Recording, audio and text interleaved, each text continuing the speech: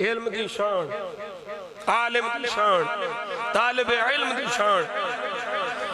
نبی پاک صلی اللہ علیہ وسلم جان عالم صلی اللہ علیہ وسلم نے اپنے امتی عالم طالب علم دی کی شان بیان کی تھی. نوری صاحب آخر سن وہ روایت تھے بھی امام غزالی نے نقل کی تھی. ان جڑی اگے روایت امام غزالی نقل کر رہے ہیں. فرمایا من جاءہ الموت وہو یطلب العلم.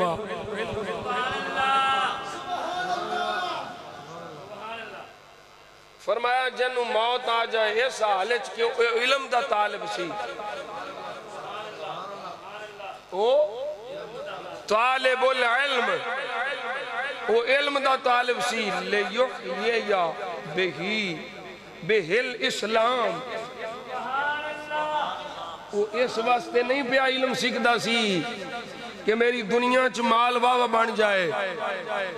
وہ مفتی امین سی، وہ صوفی امین سی.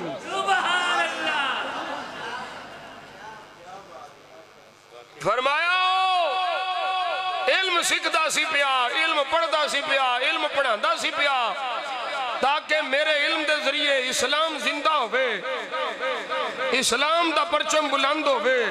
فرمایا فَبَيْنَهُ وَبَيْنَ الْأَنْبِيَاءِ فِي الْجَنَّةِ دَرَجَةٌ وَاحِدَةٌ.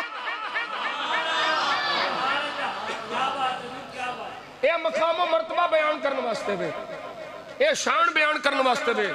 فرمایا جڑا علم پڑھدا مر جاوے، مقصد احیاء دین ہوئے. فرمایا مرے تے جنت وچ او دے تے نبیان دے درمیان ایک درجے دا فرق ہونا ہے.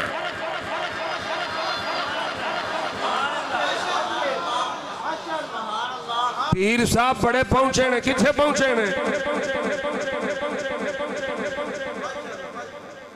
بڑے پہنچے نے، بڑے پہنچے نے جی، بڑے پہنچے نے. میری ماج نہیں سی ملدی، مل پئی تویج دیتا ہے ماج میں. بڑے پہنچے نے. میں کیا اصل جو پیر نہیں پہنچے تو پہنچے ہیں.